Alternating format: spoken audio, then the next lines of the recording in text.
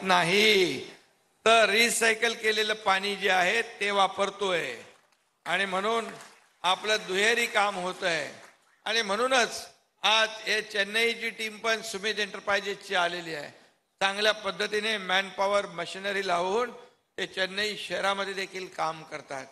आपण एक नवीन प्रयोग करतोय आणि त्यामध्ये खऱ्या अर्थाने आपण जर पाहिलं तर एक साधा सोपा आहे.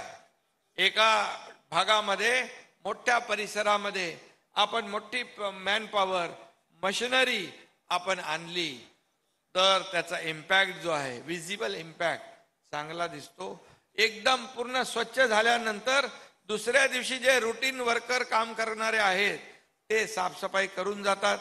लोकांनाही त्याचा अनुभव मिळतो, लोकांनाही तिथे स्वच्छता झालेली दिसते. आणि यामध्ये मोठ्या प्रमाणावर हे हवेतलं प्रदूषण कमी करण्यासाठी जे मेट्रोचे प्रकल्प, इतर जे सरकारी प्रकल्प आपले काम सुरू आहेत त्यांची, त्याचबरोबर खाजगी प्रकल्प कन्स्ट्रक्शनचे आहेत, त्यांनाही सूचना दिलेल्या आहेत. तुम्ही तुमचा एरिया पूर्ण कव्हर करून घ्या, ती धूळ बाहेर येता कामा नये. तिथे स्प्रिंकलर लावा, वॉटर फॉगर लावा, जेणेकरून तुमच्या कन्स्ट्रक्शनची धूळ बाहेर येणार नाही. आणि म्हणून महापालिकेने टँकर लावलेले आहेत. 500 टँकर भाड्याने घेतलेत पाण्याचे, आणखी लागले तर आपण आणखी घेऊ. आणि पूर्णपणे फॉगर लावलेले आहेत. वरचे झाडावरची हवेतले धुळीकण जे आहेत ते सेटल होऊन खाली येतात.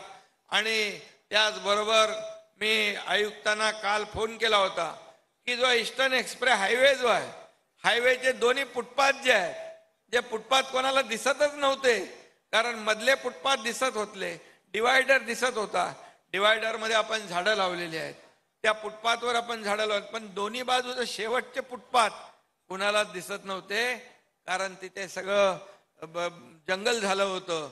पण आज मी चहल यांना धन्यवाद देतो, सुधाकरजीला पण धन्यवाद, आमच्या अश्विनी ताई भिडेंना धन्यवाद देतो की त्या फुटपाथ सफाईचं काम चालू झालेलं आहे.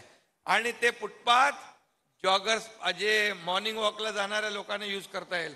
आपण एका साईडने पूर्ण बांबू लावून टाकू, बांबू प्लांटेशन, आणि मध्ये त्यांना एक ग्रीन कॉरिडॉर तयार करू, जेणेकरून त्या लोकांना तिथे चालता येईल. जे अस्तित्वात दिसत नव्हतं ते देखील दिसू लागलं.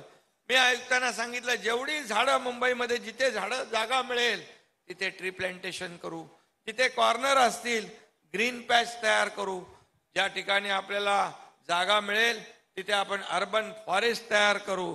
कारण आपले लोक काही जंगलाच्या दिशेने, जंगल आपल्याला शहरामध्ये आणता येईल का, तर ते आणता येईल. आणि म्हणून अर्बन फॉरेस्ट देखील तयार करण्याच्या सूचना मी दिलेल्या आहेत. एक प्रकारचे ऑक्सिजन पार्क तयार होतील लोकांना, जे आपलं मुंबई हे फुफ्फुस आहे. आणि म्हणून इथलं प्रदूषण कमी करण्यासाठी जे जे काही उपाय या ठिकाणी केले पाहिजे ते आपण करू. मागे तर आपण ते संकल्पना मांडत होतो क्लाउड सीडिंगची, पण त्याचा आपल्याला वेळ लागला नाही, पाऊसच पडला. आणि त्यामुळे जे जे उपाय आपल्याला करायचे आहेत ते आपल्याला करता येईल. काल ठाण्यामध्ये क्लस्टरचं भूमिपूजन होतं, तिथे मी गेलो होतो.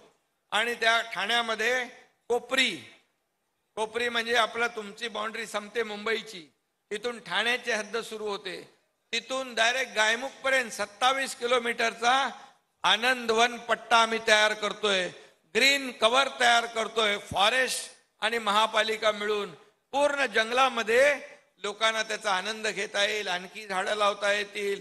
त्यामध्ये तिकडे जंगलाचं जे काय म्हणजे कुणालाही डिस्टर्ब न करता या ठिकाणी प्रदूषण कमी करण्यासाठी तो एक आम्ही त्या ठिकाणी काल प्रयत्न सुरू केलाय, निर्णय घेतलाय.